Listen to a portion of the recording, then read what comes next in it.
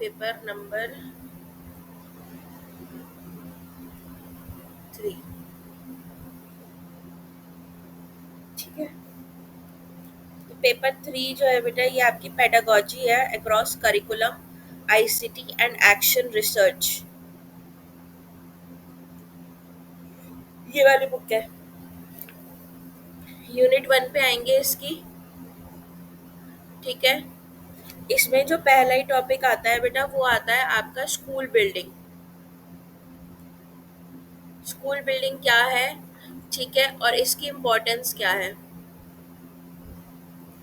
तो पहले आप स्कूल बिल्डिंग के बारे में बताओगे कि स्कूल बिल्डिंग जो है वो एक ढांचा है, ठीक है, जिसके अंदर शिक्षा होती है बच्चों की। ठीक है, इसके अंदर बच्चे जो है आके अलग अलग क्लासेस में बैठते हैं, अलग अलग क्लासेस होती हैं इसके अंदर। ठीक है, पूरा एक जो स्कूल बिल्डिंग होती है बेटा उसके अंदर क्या क्या होता है हर एक चीज आपने बता देनी है। ठीक है, कि इसके अंदर क्लासरूम्स होते हैं, इसके अंदर एक प्रिंसिपल रूम होता है, इसके अंदर एक एडमिन रूम होता है। ठीक है, इसके अंदर तुम्हारा स्टाफ रूम होता है, इसके अंदर तुम्हारी लैब होती है, अलग अलग लैब्स होती हैं इसके अंदर। ठीक है, इसके अंदर डांस रूम होता है, इसके अंदर आर्ट रूम होता है, इसके अंदर म्यूजिक रूम होता है, इसके अंदर लाइब्रेरी होती है, इस तरीके से। ठीक है, क्लासरूम्स होती हैं इसके अंदर, बीच में इसमें प्लेग्राउंड भी होता है। इस तरह से आपने पहले स्कूल बिल्डिंग को अच्छी तरीके से बताना है। फिर आपने ये बताना है कि स्कूल बिल्डिंग जो होती है इसको हम बाला भी बोलते हैं। बाला क्या होता है बेटा, बिल्डिंग एज लर्निंग एड। ठीक है, बिल्डिंग एज लर्निंग एड, यानी कि हमें क्या करना होता है कि हमारा जो बच्चा है, हमारे जो बच्चे हैं, हमें उन्हें स्कूल के हर कोने में ले जाके पढ़ाना चाहिए।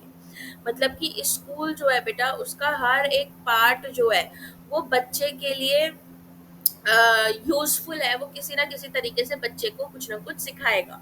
तो बच्चे को लाइब्रेरी भी लेके जाओ, ठीक है, music room, art room, dance room, lab, play ground, ठीक है, अलग अलग जगह पे अलग अलग कोने में स्कूल के लेके जाओ, वहां पे वो हर जगह कुछ ना कुछ सीखेगा। ठीक है, इसके बाद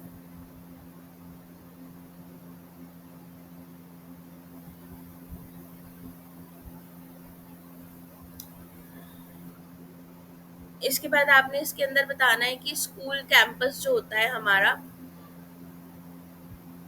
ठीक है, स्कूल कैंपस में एक तो सिक्योरिटी मिलती है बच्चों को, ऐसा होना चाहिए कि बच्चे जो है वो सिक्योर फील करें। ठीक है, ऐसा ना हो कि कहीं भी बाहर निकल जा रहे हैं, कहीं भी कुछ भी करके आ जा रहे हैं। स्कूल जो है वो बेटा ब्यूटीफुल होना चाहिए, सुंदर होना चाहिए, कि बच्चे जो है अट्रैक्टेड हों उसकी तरफ, बच्चों का आने का मन करे। ठीक है, फ्लेक्सिबिलिटी होनी चाहिए स्कूल के अंदर, अगर स्कूल बहुत स्ट्रिक्ट रहेगा तो बच्चों का आने का मन ही नहीं करेगा।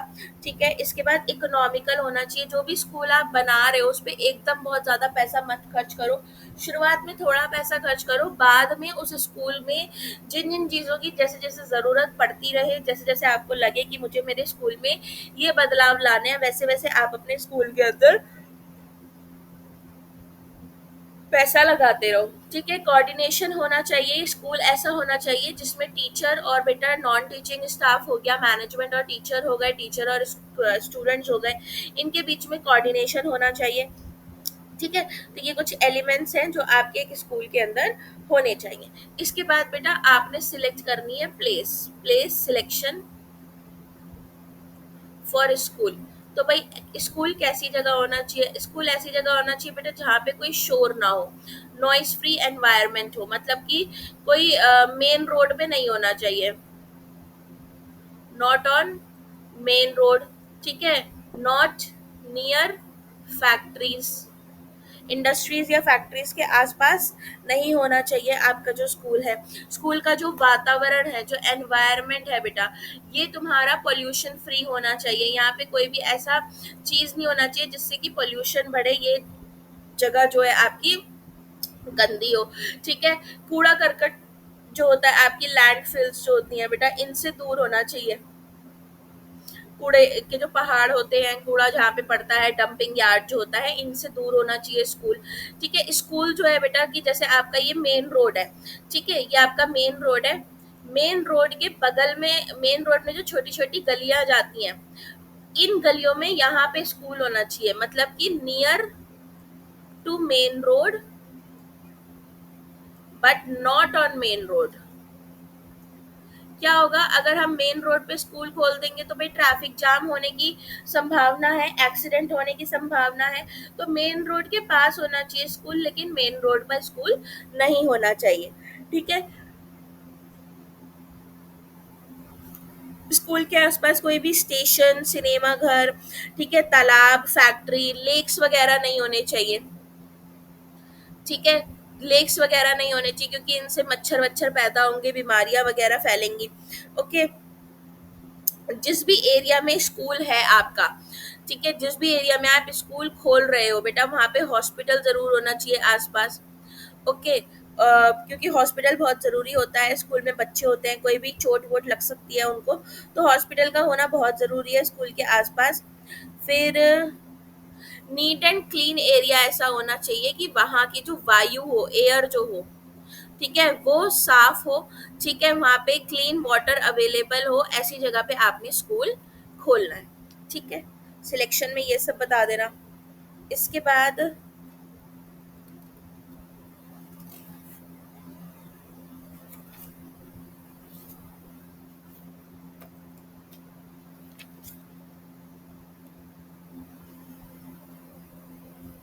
इसमें बता देना स्कूल के टाइप्स। ठीक है भाई, स्कूल कैसे कैसे होते हैं। एक प्राइमरी स्कूल होता है जिसमें हम 5वीं तक के बच्चों को पढ़ाते हैं। ठीक है, एक हमारा क्या बोलते हैं उसको,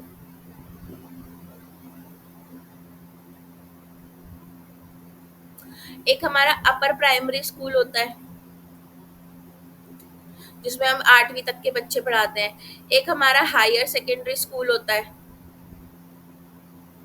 ठीक है, जिसमें हम 12वीं तक के बच्चे पढ़ाते हैं। इस तरह से टाइप बताना।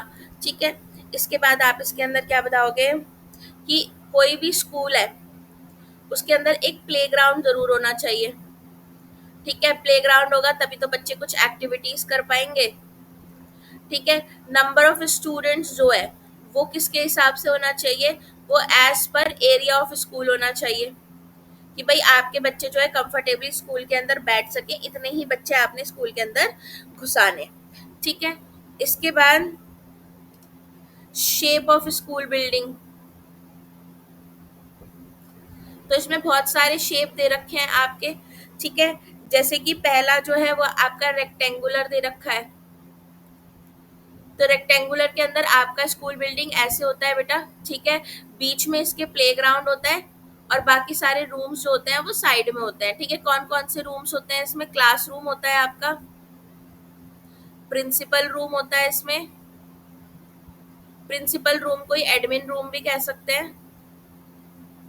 ठीक है, स्टोरेज रूम रहेगा इसमें, लाइब्रेरी रहेगी इसमें, कॉरिडोर रहेंगे इसके अंदर। ठीक है, एंट्री गेट रहेगी इसके अंदर,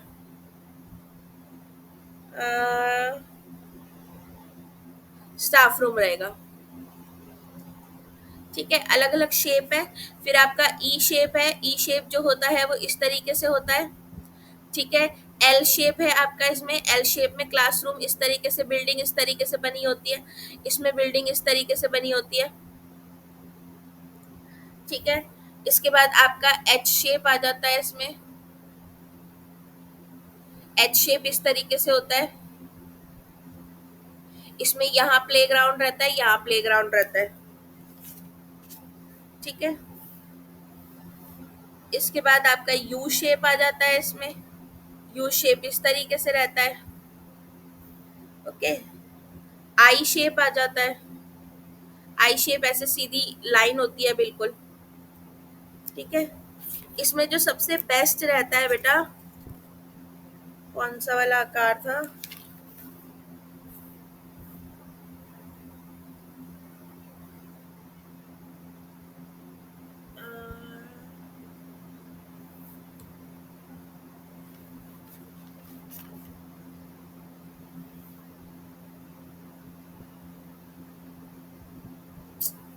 दे नहीं रखा इसमें, कोई नहीं। इसके बाद आपने आ जाना है मेंटेनेंस पे। स्कूल की मेंटेनेंस कैसे रहेगी बिल्डिंग की, ठीक है, इसको बचा के कैसे रखना है या इसका रख रखाव कैसे करना है।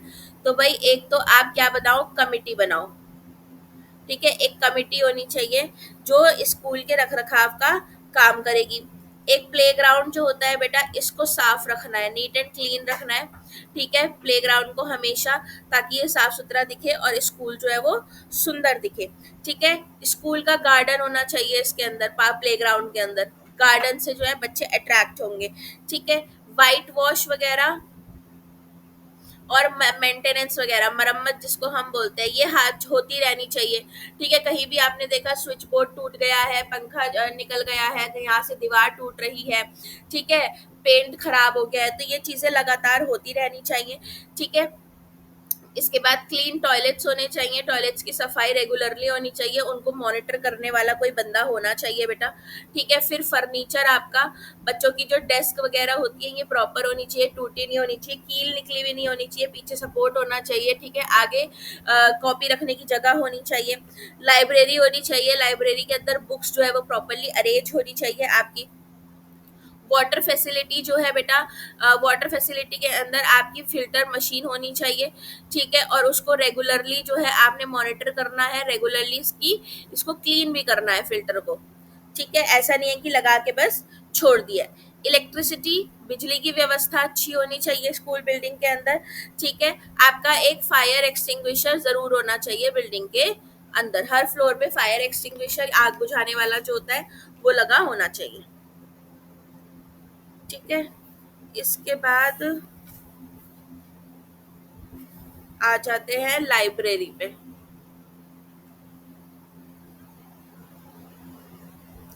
पुस्तकालय है बेटा आपका, पहले आप बता दो कि लाइब्रेरी क्या होता है, कि ये एक ऐसा भवन होता है, ठीक है, जिसके अंदर वो सारी तरीके की किताबें रखी जाती हैं, उनको उनके नाम के हिसाब से अरेंज किया जाता है। यहाँ पे डेस्क होती हैं, टेबल होती हैं, ठीक है, बच्चे जो हैं यहाँ पे आके पढ़ सकते हैं, यहाँ पे बुक्स, मैगजीन्स, न्यूज़पेपर्स, ठीक है, और क्या होता है, कॉमिक्स, एनसाइक्लोपीडियाज, डिक्शनरीज, एटसेट्रा, ये सारी चीजें यहाँ पे मिल जाएंगी। ठीक है, इसके बाद इम्पोर्टेंस बताना। इम्पोर्टेंस क्या है भाई, एक तो सोर्स ऑफ नॉलेज है, बच्चा जो है ज्ञान हासिल कर सकता है यहाँ पे, एक्सप्लोर कर सकता है वो अलग अलग किताबों में। ठीक है, बच्चे को मोटिवेट करती है लाइब्रेरी। ठीक है, motivate to learn and think, बच्चा जो है प्रेरित होता है लाइब्रेरी की मदद से, जब वो अलग अलग बुक देखता है, अलग अलग तरीके की नॉलेज हासिल करता है, कंप्लीट नॉलेज मिल जाती है, जो नॉलेज उसकी किताबों में नहीं है वो लाइब्रेरी में जाके हेल्पिंग बुक या रिसोर्स बुक से ले सकता है। ठीक है, ये डिफरेंट एरियाज के बारे में नॉलेज बेटा प्रोवाइड कर देता है। ठीक है, अलग अलग क्षेत्र में अलग अलग चीज़ों के बारे में हमें लाइब्रेरी में जाके जो है नॉलेज मिल जाएगी। ठीक है, बच्चे जो हैं वो डिसिप्लिन में रहते हैं लाइब्रेरी के अंदर। ठीक है, एक लाइब्रेरी में एक रीडिंग हैबिट डेवलप हो जाती है बच्चों में, अगर हम उनको लाइब्रेरी लेके जाएंगे तो रीडिंग हैबिट डेवलप होगी इन बच्चों के अंदर। ठीक है, बच्चों में एक एप्टीट्यूड आएगा, एप्टीट्यूड बेटा एक टैलेंट होता है, ठीक है, एक रवैया होता है, एप्टीट्यूड डेवलप होगा बच्चों के अंदर। इसके बाद सेल्फ स्टडी की जो हैबिट होती है ये डेवलप होगी, बच्चे खुद से पढ़ने की डेवलप क्या बोलते हैं हैबिट डेवलप करेंगे। ठीक है, इसके बाद को करिकुलर एक्टिविटीज आपको कोई करानी है, जैसे प्रोजेक्ट मेथड आपने दे दिया बच्चों को, ठीक है, उसमें ये मदद करता है बच्चों की प्रोजेक्ट मेथड में, कि भाई रिसर्च करो जाके, इंक्वायरी मेथड में ये मदद करेगा बच्चों की। ठीक है, एंटरटेन भी करता है, ये बच्चे जो है कॉमिक्स पढ़ रहे हैं, न्यूज़पेपर पढ़ रहे हैं, मैगजीन कर रहे हैं, तो लाइब्रेरी जो है बच्चों को एंटरटेनमेंट भी देता है। ठीक है, इसके अंदर वही दे रखा है कि हमारी जो लाइब्रेरी होती है उसके अंदर कौन कौन सी बुक्स होनी चाहिए। तो बेटा इसमें ट्रैवलॉग होनी चाहिए जो यात्रा के बारे में होती है हमारी, ठीक है। इसके बाद हमारे रिसर्च बुक्स होनी चाहिए, ठीक है, जिनके बारे में हम खोज करें। ओके। ऑटोबायोग्राफी होनी चाहिए, ऑटोबायोग्राफी बायोग्राफी होनी चाहिए ऑफ ग्रेट लीडर्स, महान लोग जो रह गए हैं, ठीक है, इनकी बायोग्राफीज होनी चाहिए, इनके बारे में किताबें होनी चाहिए। विमेंस के ऊपर होनी चाहिए बुक्स, ठीक है, औरतों के ऊपर। इसके बाद जो टेक्स्ट बुक है हमारी लगी हुई है स्कूल के अंदर वो होनी चाहिए। इन टेक्स्ट बुक से रिलेटेड बेटा रिसोर्स बुक होनी चाहिए, ठीक है। इसके बाद कॉमिक्स हो गई, स्टोरी बुक्स हो गई, ठीक है, डिक्शनरी हो गई, एनसाइक्लोपीडिया हो गया, न्यूज़पेपर हो गया, ये सब होना चाहिए लाइब्रेरी के अंदर। इसके बाद आ जाता है लेबोरेटरी, ठीक है। इसमें आप बताओगे प्रयोगशाला जिसको हम बोलते हैं, लेबोरेटरी जो होती है यहाँ पे हम एक्सपेरिमेंट्स करते हैं, ठीक है। अलग अलग सब्जेक्ट्स की अलग अलग लैब्स होती हैं, जैसे कि कंप्यूटर लैब होती है बेटा, फिजिक्स लैब होती है, बायो लैब होती है, केमिस्ट्री लैब होती है, और अब मैथ्स की भी लैब होने लग गई है, ठीक है। तो लेबोरेटरी जो होती हैं अलग अलग सब्जेक्ट्स की लैब होती हैं, यहाँ पे बच्चे जो है एक्सपेरिमेंट्स करते हैं, अलग अलग प्रयोग करते हैं, लर्निंग बाय डूइंग करते हैं, करके जो है ये बच्चे सीखते हैं। तो ये जो कक्ष होता है लेबोरेटरी, ये इस तरीके से होता है बेटा कि इसके अंदर हमारी टेबल चेयर्स होंगी, ठीक है, इस तरीके से टेबल चेयर हो गई, यहाँ पे एक बोर्ड होगा और इधर भी एक बोर्ड होगा, दोनों तरफ इसके एक बोर्ड होगा। यहाँ पे बेटा एक स्टोर रूम होगा, ठीक है। यहाँ पे आपका एक चार्ट होगा बड़ा सा, ओके। आपके क्या बोलते हैं, यहाँ पे आपके वॉश वो होंगे पानी के बेसिन्स एक्सपेरिमेंट्स करने के लिए, ठीक है, बेसिन्स होंगे। यहाँ पे आपकी रैक्स रखी हुई होंगी अगर उनके अंदर कोई सैंपल रखा हुआ है, इस तरीके से, ठीक है। और क्या होता है लैब के अंदर, इधर आपका डोर होगा, एंट्री डोर, ठीक है। और इतना बता देना, ठीक है। इस तरीके से लैब बना के आप दिखा सकते हो। तो भाई लैब के अंदर बच्चे का साइंटिफिक एटीट्यूड डेवलप होता है, लर्निंग बाय डूइंग होती है, करके वो सीखता है, ठीक है। बच्चे को एक वैज्ञानिक वातावरण मिलता है, बच्चा जो है इमेजिनेशन पे काम कर पाता है, अपनी उसकी इमेजिनेशन डेवलप होती है, उसकी मेमोरी डेवलप होती है, डिसीजन मेकिंग अच्छी होती है किसी भी बच्चे की, ठीक है। उसको टॉपिक क्लियर हो जाता है जब वो डायरेक्ट एक्सपेरिमेंट्स के थ्रू करता है, ठीक है। इस तरह से आपने इसके यूजेस बता देने हैं। फिर आपने इसमें वही है, देखो डायग्राम दे रखा है आपका लैब की रूपरेखा क्या होती है।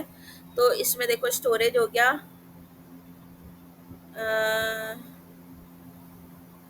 टेबल्स हो गई, बोर्ड हो गए, एक अलमीरा डाल दो,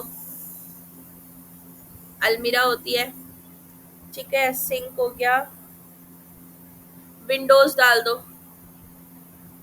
विंडोज होती हैं, इस तरीके से इसको समझा देना है आपने, ठीक है। इसके बाद other rooms in school, library हो गया, लैब हो गया, ठीक है। अब पहला आ जाता है स्टोर रूम। स्टोर रूम क्या होता है बेटा, इसके अंदर आपकी फाइल्स वगैरह, ठीक है, जो भी पुराना डेटा है वो सारा का सारा इसमें रखा जाएगा। फिर टॉयलेट्स हो गए, टॉयलेट्स जो है बेटा ये बॉयज़ और गर्ल्स के सेपरेट होने चाहिए, प्रॉपर सैनिटेशन का सिस्टम होना चाहिए, ठीक है। प्लेग्राउंड हो गया, प्लेग्राउंड जो है वो बड़ा होना चाहिए, उसमें गार्डन होना चाहिए, वो साफ सुथरा होना चाहिए, बच्चों को उसमें लेकर जाना है। मेडिकल रूम हो गया, मेडिकल रूम ज़रूर होना चाहिए, कोई भी बच्चा बीमार पड़ता है तो उसको फ़ौरन मेडिकल रूम लेके जाया जाए, ठीक है। रिसोर्स रूम होना चाहिए, रिसोर्स रूम के अंदर अलग अलग रिसोर्सेज होती हैं, जैसे जिसकी ज़रूरत पड़े वो मिल जाए। स्टाफ रूम होना चाहिए ताकि टीचर जहाँ पे बैठ के आराम से अपना काम कर सके, ठीक है। इसके बाद अ, बस इतने काफ़ी हैं। फिर आता है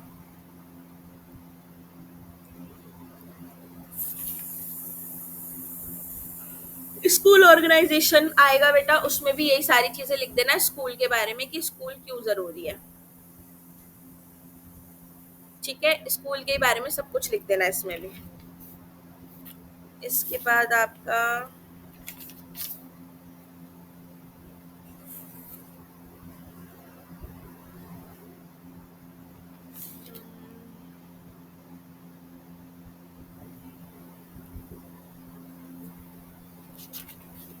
इसके बाद आपका आता है मल्टीग्रेड टीचर, पेज नंबर 27 पे। देखो मल्टीग्रेड टीचर कौन होता है बेटा, मल्टी का मतलब होता है मैनी, ग्रेड का मतलब होता है क्लास, ठीक है। एक टीचर अलग अलग क्लास को पढ़ा रहा है, थर्ड को भी पढ़ा रहा है, फोर्थ को भी पढ़ा रहा है, फिफ्थ को भी पढ़ा रहा है, ठीक है। इसको बोलते हैं मल्टीग्रेड टीचर। तो ये क्या होता है, रूरल एरियाज जो होते हैं बेटा, यहाँ पे जो प्राइमरी स्कूल्स होते हैं हमारे, ठीक है, इन स्कूल्स में टीचर्स की बहुत कमी होती है। रूरल एरियाज जो एकदम बेटा रिमोट एरियाज होते हैं ना, तुम्हारे बहुत अंदर वाले जो एरियाज होते हैं, ठीक है, तो यहाँ पे हर कोई टीचर जो है वो जाता नहीं है जल्दी, ठीक है। जो टीचर जाता है तो फिर क्या होता है, पूरे स्कूल के अंदर एक ही टीचर होता है, वही तुम्हारा हेडमास्टर है, वही तुम्हारा टीचर है, ठीक है। तो ये एक ही टीचर जितनी भी क्लास होती है उनको संभालता है, कैसे संभालता है, मर्ज करके संभालता है, ठीक है। तो इसको बोला जाता है मल्टीग्रेड टीचर, कि वही टीचर पता है क्या करेगा वो, कि वो क्लास थर्ड और फोर्थ इनको एक साथ बिठाएगा, ठीक है, एक रूम के अंदर, और फोर्थ वालों से बोलेगा कि क्लास थर्ड को मॉनिटर करो, बड़े बच्चों को बोलेगा छोटे बच्चों को मॉनिटर करो, ठीक है। और खुद जो है वो क्लास फिफ्थ में जाएगा टीचर, ठीक है, और इनको पढ़ाएगा। या फिर वो क्या करेगा कि क्लास थर्ड और क्लास फिफ्थ को एक रूम में कर देगा, फिफ्थ वालों से बोलेगा इनको मॉनिटर करो, और फोर्थ वालों को जाके पढ़ाएगा, ठीक है। क्लास थर्ड के अंदर वो अगर पढ़ा रहा है तो फोर्थ और फिफ्थ वालों को वो मर्ज कर देगा कि तुम इनको मॉनिटर करो, ठीक है। तो ये मल्टीग्रेड टीचर होता है, मल्टीग्रेड टीचर के ये काम होते हैं। अब भाई ऐसा क्यों हो रहा है कि मतलब अलग अलग क्लासेस पे एक ही टीचर क्यों है, इसके कारण क्या है भाई, एक तो भाई इंक्रीज पॉपुलेशन, की जनसंख्या इतनी ज्यादा है लेकिन टीचर्स की नियुक्ति उतनी ज्यादा हो नहीं रही है, ठीक है। उसके बाद रिमोट एरियाज के अंदर ये स्कूल है, बहुत अंदर जाके ये स्कूल है जहाँ पे कोई फैसिलिटी अवेलेबल नहीं है, तो कोई भी टीचर जो है वो जल्दी जाना पसंद नहीं करता ऐसे एरियाज के अंदर, ठीक है। ट्रेन टीचर्स की कमी है हमारे पास, ट्रेन टीचर्स ही नहीं है हमारे पास। उसके बाद अ,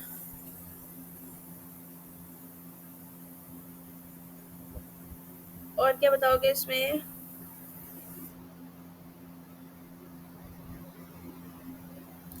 इतने बता देना कारण। इसके बाद आप इसमें आना, ठीक है। इसके बाद आता है peer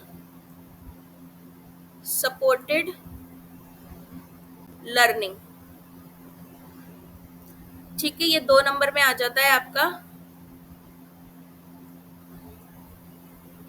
peer supported learning. Peer supported learning होता है बेटा कि ये एक पीयर है, ठीक है, ये एक पीयर है, यानी आपके क्लासमेट्स, सहपाठी, ठीक है, ये इसको पढ़ा देगा, ये इसको पढ़ा देगा, इसको पीयर सपोर्टेड लर्निंग बोलते हैं। इसको 2 मार्क्स में आपने लिख के बता देना है कि कोई विषय एक बच्चे को नहीं समझ आ रहा वो दूसरे बच्चे से समझ लेगा, दूसरा बच्चा पहले बच्चे को समझा देगा, इस तरीके से दोनों बच्चे एक दूसरे को समझा देते हैं और बेहतर लर्निंग हो पाती है।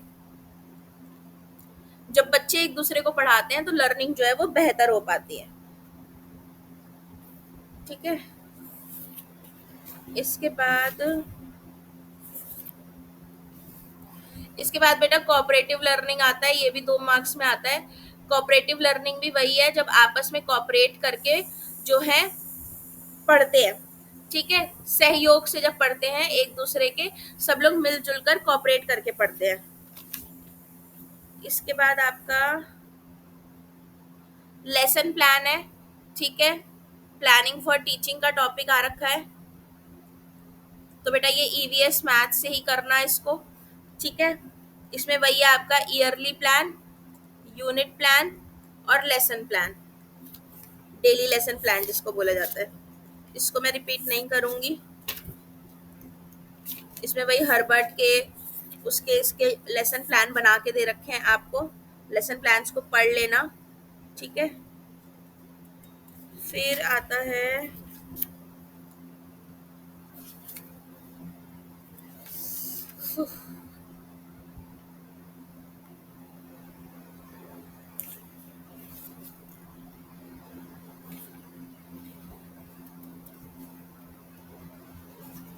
स्पेशल एजुकेशन, इसमें आ गया है क्या?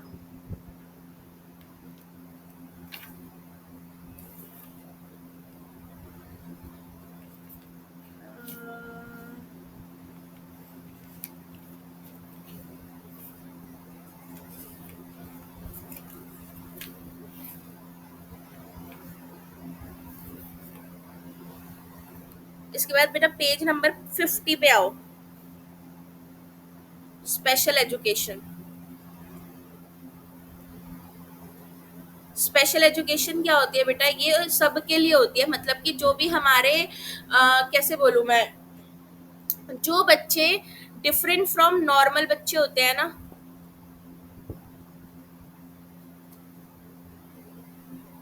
ठीक है, उनके लिए स्पेशल एजुकेशन होती है। तो इसके अंदर बेटा डिसेबल चिल्ड्रन आ जाते हैं हमारे, ठीक है, जो विकलांग बच्चे होते हैं, या हमारे वो बच्चे आ जाते हैं जो गरीब हैं, ठीक है, जो तुम्हारे बैकवर्ड एरियाज से आए हैं, पिछड़े हुए एरियाज से आए हैं, ठीक है, ऐसे जो बच्चे होते हैं इनको हम स्पेशल एजुकेशन देते हैं। स्पेशल एजुकेशन के अंदर क्या होता है बेटा, एक स्पेशल टीचर रखा जाता है, ये ट्रेन टीचर होता है जो इन बच्चों की मानसिकताओं को समझता है, ठीक है। इनके लिए एक स्पेशल क्लासरूम बनाया जाता है, स्पेशल करिकुलम रखा जाता है इनके लिए, ठीक है।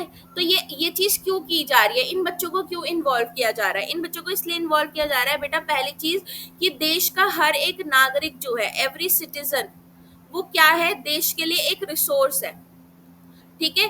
देश की तरक्की के लिए, नेशनल डेवलपमेंट के लिए वो क्या है, एक रिसोर्स है। तो हमें हर बच्चे को, चाहे वो कैसा भी हो, ठीक है, विकलांग हो, गरीब हो, पिछड़े एरिया से आया हो, हमें हर बच्चे को डेवलप करना है। जब हम हर बच्चे को तैयार करेंगे तो हमारे देश में डेमोक्रेसी स्थापित होगी, ठीक है, डेमोक्रेसी सक्सेसफुल होगी। हर एक बच्चा जो है वो क्या है, ह्यूमन रिसोर्स है। तो हमें देश की तरक्की के लिए हर बच्चे को तैयार करना है। इससे क्या होगा कि हम हर किसी को इक्वल एजुकेशनल अपॉर्चुनिटीज दे रहे हैं। ये बहुत जरूरी है, क्योंकि हमारा संविधान कहता है कि सबको शिक्षा के बराबर अधिकार है, ठीक है। इन बच्चों के अंदर भी बेटा सेल्फ कॉन्फिडेंस जो है वो डेवलप होगा। ये बच्चे भी जो है अपनी लाइवलीहुड अर्न कर सकेंगे, इंडिपेंडेंट होके रह सकेंगे। इनको भी जीवन के जो समान अधिकार हम नॉर्मल लोगों को देते हैं वो इन लोगों को भी मिल पाएंगे, ठीक है। तो इसलिए जरूरी है स्पेशल एजुकेशन इन बच्चों के लिए, ओके। इसके बाद बेटा आपका इसमें कुछ ऐसा है नहीं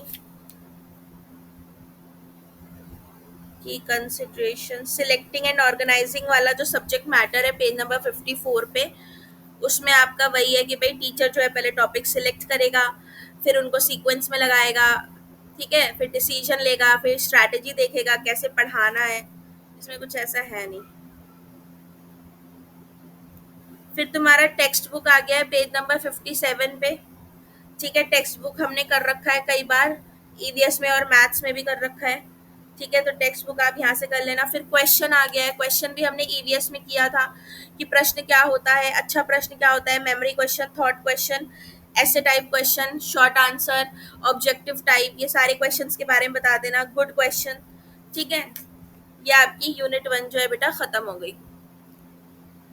इसमें आपका एक टेक्स्ट बुक है जिसको आपने ईवीएस मैथ से कर लेना है, और एक क्वेश्चन है, ठीक है, ईवीएस से इनको कर लेना है। इसके बाद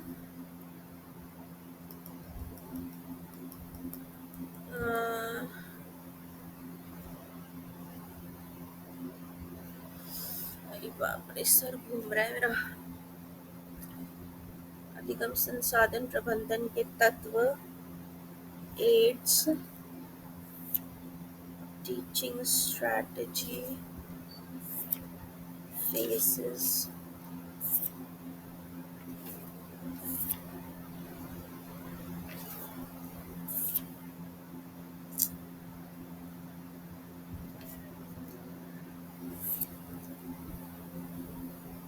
child centred chalk talk, Flanders theory, okay. Teacher centred, child centred, joyful playway,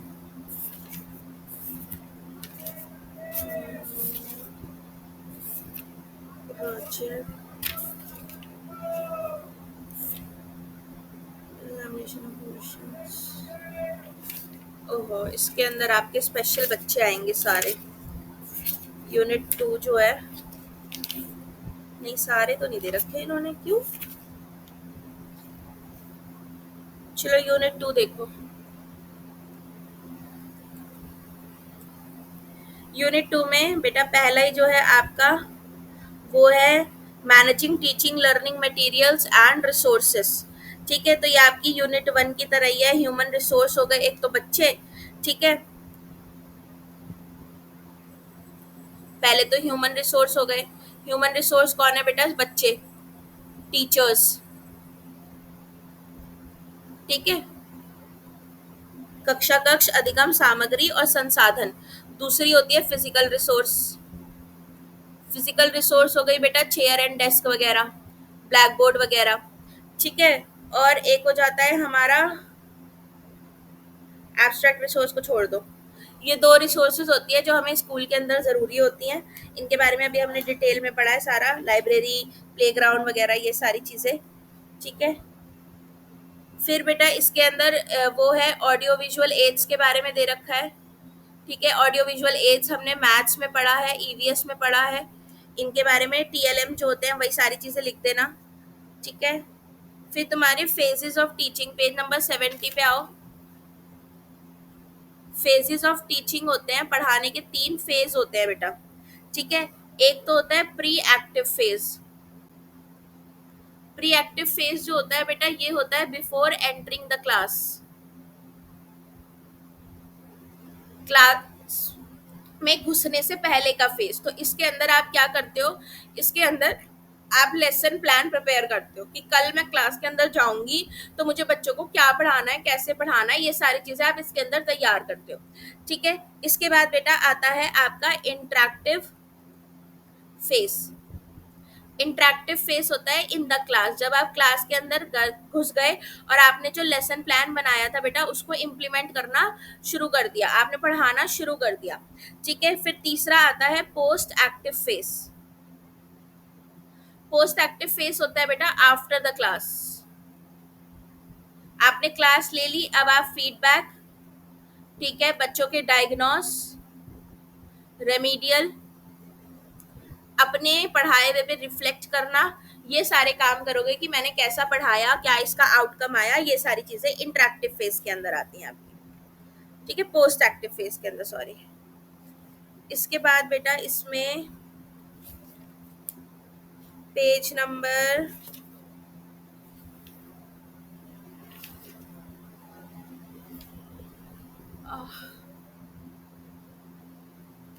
81 पे आओ। Chalk and talk. Chalk and talk जो मेथड होता है बेटा ये आपका ब्लैक बोर्ड मेथड ही होता है, ठीक है। इसके अंदर आपने क्या बता देना है, चॉक एंड टॉक, या इसको बोला जाता है ब्लैक बोर्ड। तो टीचर जो है वो ब्लैक बोर्ड के ऊपर हर एक चीज लिख के, ठीक है, आपको पढ़ाता है, वो चॉक एंड टॉक मेथड होता है, ठीक है। इसमें आपने टाइप्स बताने हैं बेटा ब्लैक बोर्ड के। एक होता है सीमेंट बोर्ड, ठीक है। सीमेंट बोर्ड क्या होता है कि आपकी जो दीवार होती है बेटा उसी पे सीमेंट लगा के काले रंग का उसको पेंट कर दिया जाता है, ठीक है। एक होता है आपका वुडन बोर्ड, लकड़ी का बोर्ड होता है जिसको खड़ा कर देते हैं इस तरीके से, ठीक है। फिर आपका बेटा ग्लास बोर्ड होता है। ग्लास बोर्ड जैसे आपके ग्रीन बोर्ड होते हैं, ठीक है, बिल्कुल शाइनिंग होते हैं, लस्ट्रस होते हैं, ठीक है। इसके बाद आपके ब्लैक बोर्ड होते हैं, जो पहले चलते थे अब नहीं चलते। वाइट बोर्ड होते हैं, ठीक है, जिसपे मार्कर से लिखते हैं। इस तरीके से अलग अलग बोर्ड लगा देना, बता देना, ठीक है। बोर्ड की इंपॉर्टेंस क्या है भाई, बोर्ड के ऊपर टीचर लिख के बता सकता है, बच्चे इस पे से नोट्स उतार सकते हैं, ठीक है। टीचर जो है एक एक चीज बोर्ड पे लिखेगा तो बच्चे ध्यान से उसको सुनेंगे, देख के समझेंगे, ठीक है। एम्स क्या है कि बोर्ड पे बच्चों का ध्यान केंद्रित होगा, ठीक है। श्याम पट पे जो भी मुश्किल बातें हैं उनको क्लियरली लिखा जा सकता है। श्याम पट यानी बच्चे जो हैं उस पे इनकी राइटिंग सुधारी जा सकती है, ओके। इसके बाद आता है टीचर्स टॉक, पेज नंबर 84 पे आओ। टीचर्स टॉक, इसको बोलते हैं Flanders theory of interaction analysis, ठीक है। टीचर्स टॉक जो होती है बेटा, ये तुम्हारी इसमें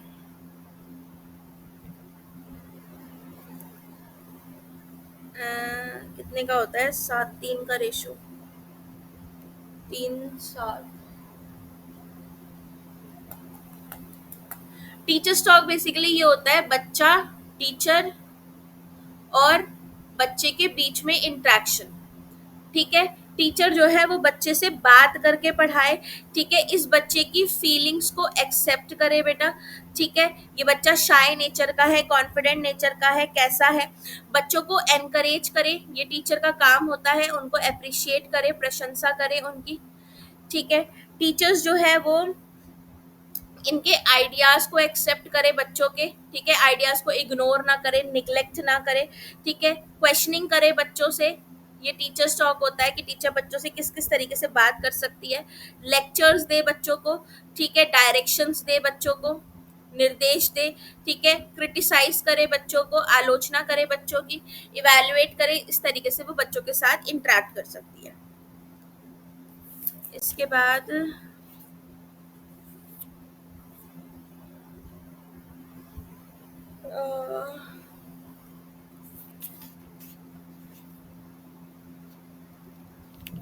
पेज नंबर 87 पे आओ।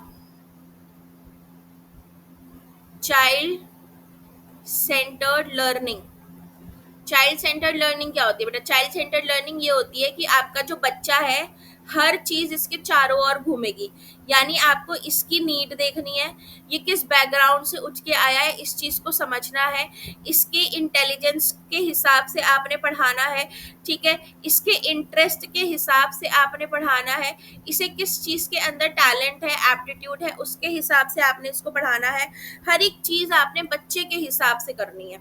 इसको बोलते हैं चाइल्ड सेंटर्ड लर्निंग, यानी हमें बच्चे की नीड को देखना है, बच्चे की हर एक चीज को देखना है और उस हिसाब से हमें करना है। अब इसमें अलग अलग मेथड दे रखे हैं बेटा, डिस्कवरी मेथड दे रखा है, ये मैंने करा रखा है आपको ईवीएस के अंदर, ठीक है। जॉयफुल मेथड भी हमने कर रखा है, प्ले मेथड भी हमने कर रखा है, ठीक है। प्रोजेक्ट मेथड भी हमने कर रखा है। ये अलग अलग मेथड है जो हम चाइल्ड सेंटर्ड पेडागोजी के अंदर यूज करते हैं, जिसमें हम बच्चे के हिसाब से अपने करिकुलम को डिजाइन करते हैं। तो ये सारे मेथड्स जो है बेटा आपके, प्ले मेथड हो गया, प्रोजेक्ट मेथड हो गया, ठीक है, ये सारे के सारे पेज नंबर 100 तक आपने ईवीएस से कर लेने, ठीक है।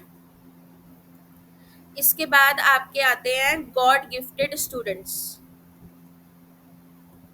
गॉड गिफ्टेड स्टूडेंट्स जो होते हैं बेटा, ये बहुत जीनियस बच्चे होते हैं, ठीक है। इनका जो आईक्यू होता है वो प्लस 140 जाता है, ठीक है। जैसे कि आपका सचिन तेंदुलकर ले लो, ठीक है, आइंस्टाइन ले लो, ठीक है। तो ये गॉड गिफ्टेड बच्चे जो होते हैं ये जीनियस बच्चे होते हैं। इस पहले तो तुम्हारे जीनियस बच्चे हो गए बहुत ज्यादा इंटेलिजेंट, ठीक है। फिर आ जाते हैं तुम्हारे मेंटली रिटार्डेड बच्चे। इसके अंदर मेंटली रिटार्डेड जो होते हैं बेटा, ये स्लो लर्नर्स होते हैं, ठीक है। ये अपने काम ठीक से नहीं कर पाते, इनका जो आईक्यू होता है वो बिलो 90 होता है, 90 जो है वो एवरेज लोगों का होता है, ठीक है। इसके बाद आ जाते हैं इसमें, नहीं एडुकेबल को हटा दो, यही दोनों डाल देना बस, ठीक है। अब ये जो जीनियस बच्चे हैं, हमारे प्रतिभाशाली बच्चे जो होते हैं, ये बुद्धिमान होते हैं, बहुत ज़्यादा सीखने समझने में तेज़ होते हैं, नई चीज़ों को ये बहुत तेज़ी से सीख लेते हैं, ये वाले बच्चे जो होते हैं। ठीक है, किसी भी चीज़ को सीखने में लगातार ध्यान देते हैं, चिंतन की रुचि होती है इनके अंदर। ठीक है, ये बच्चे मैच्योर होते हैं, अपने ग्रुप के लीडर बन जाते हैं। ठीक है, ये सारी इनकी विशेषताएं। इनको गुस्सा भी बहुत ज़्यादा आता है बेटा, स्कूल में परेशान भी रहते हैं, एडजस्ट नहीं कर पाते हैं इजीली, इनके इमोशंस पे इनका पूरी तरीके से कंट्रोल भी नहीं रहता। ठीक है, नियंत्रण रहता है, सॉरी इनका रहता है, आत्मविश्वास इनमें बहुत ज्यादा होता है। ठीक है, इसके बाद अ, इनके लिए भी वही बता देना, special school, special classroom, special teacher, special curriculum होना चाहिए स्कूल में। घर में जो पेरेंट्स है वो इनके ऊपर ध्यान दें। ठीक है, इसके बाद मेंटली रिटार्डेड बच्चे जो होते हैं बेटा, ये जल्दी भूलने की आदत होती है इनके अंदर, धीरे धीरे सीखते हैं। ठीक है, स्लो लर्नर्स होते हैं, धीरे धीरे समझते हैं, बाकी बच्चों से पिछड़ जाते हैं सीखने में। ठीक है, बौद्धिक मंदाता होती है, मतलब कि दिमाग इनका कमजोर होता है, शारीरिक विकास भी इनका प्रॉपर नहीं होता बेटा, फिजिकली भी ये थोड़े से एबनॉर्मल होते हैं। ठीक है, कक्षा के अंदर ये रेगुलर नहीं होते, इन्हें किसी चीज के अंदर इंटरेस्ट नहीं होता, इमोशंस इनके बहुत ज्यादा हिले हुए होते हैं, अनस्टेबल होते हैं। ठीक है, मेंटली रिटार्डेड जो होते हैं बेटा, ये तुम्हारे कुछ इस तरीके से होते हैं। एक तुम्हारे इडियट होते हैं, जिसको हम जड़ बुद्धि बोलते हैं, इनका आईक्यू 0 से 9 होता है। ठीक है, एक तुम्हारे इम्बेसाइल होते हैं, इम्बेसाइल इम्बेसाइल जो होते हैं, इनका आईक्यू 20 से 39 होता है। ठीक है, एक तुम्हारे फीबल माइंडेड होते हैं, ये तुम्हारे 50 से 69 वाले होते हैं। एक तुम्हारे डल एंड बैकवर्ड होते हैं, ये तुम्हारे 70 से 80 होते हैं। ठीक है, इडियट जो होते हैं बेटा, ये अपना कोई भी काम नहीं कर सकते, can not do any work, मतलब ये अपना खाना पीना नहाना कोई काम ये नहीं कर सकते, इनको प्रॉपर गाइडेंस की जरूरत पड़ती है। ठीक है, हर वक्त इनके साथ कोई ना कोई होना चाहिए। ठीक है, ये जो बच्चे हैं, इनको सिखाया जा सकता है, can be taught some work, जैसे कि इनके जो बेसिक काम है वो इनको सिखाए जा सकते हैं इम्बेसाइल वालों को। ठीक है, अगर सिखाए जाएंगे तो ये सीख जाएंगे। ये वाले जो बच्चे होते हैं बेटा, फीबल माइंडेड, इनको पढ़ाया जा सकता है, how to read and write. ठीक है, ये ऊपर दो वाले जो हैं, ये लिखना और पढ़ना भी नहीं सीख सकते, और इनको इनके बेसिक काम भी सिखाए जा सकते हैं। ठीक है, और जो हमारे डल और बैकवर्ड बच्चे जो होते हैं बेटा, ये बच्चे हमारे ये मेजोरिटी में आते हैं हमारे। ठीक है, हमारे देश में जनसंख्या में ये वाले बच्चे ज्यादा हैं। नॉर्मल बच्चों के साथ इनको पढ़ाया लिखाया तो नहीं जा सकता, but they can do basic work on their own, ये अपने बेसिक वर्क जो है खुद से कर लेते हैं। ठीक है, इस तरह से आपने वर्गीकरण कर देना है इनके बारे में। फिर आपने बता देना है कि भाई ये जो बच्चे होते हैं, इनमें एडजस्टमेंट की प्रॉब्लम होती है, ये घर पे एडजस्ट नहीं कर पाते, स्कूल में, समाज में। ठीक है, इमोशनली इनको प्रॉब्लम रहती है बहुत ज़्यादा। इनके लिए अलग अलग टेस्ट है, जैसे इंटेलिजेंस टेस्ट, अचीवमेंट टेस्ट। ठीक है, ये जो बच्चे हैं, इन पे इंडिविजुअल अटेंशन देने की ज़रूरत है, special school, special classroom, special teacher, special teaching method, special curriculum इन सब बच्चों के लिए होना चाहिए। इनके पेरेंट्स को पढ़ाना बहुत ज़रूरी होता है, क्योंकि कई बार होता है कि जब बच्चा मेंटली रिटार्डेड निकलता है तो माँ बाप भी उससे थोड़ा सा कट जाते हैं। ठीक है, तो एडल्ट एजुकेशन देना बहुत ज़रूरी है, विजुअल एड्स प्रॉपर यूज़ करना बहुत ज़रूरी है। ठीक है, ये आपकी यूनिट 2 भी खत्म हो गई। कल यूनिट 3 स्टार्ट करेंगे, इस बुक को जल्दी खत्म करेंगे, इसमें कुछ ऐसा खास है नहीं। ठीक है, ये आपका क्या नाम है इस बुक का, पेपर 3 क्लास 1, क्योंकि अभी 2 बुक्स और रह रही हैं और टाइम रह नहीं रहा है, जुलाई ऐसे भाग रहा है। ठीक है, चलो ये मैं भेज देती हूँ, रिकॉर्डिंग रोक दूँ मैं।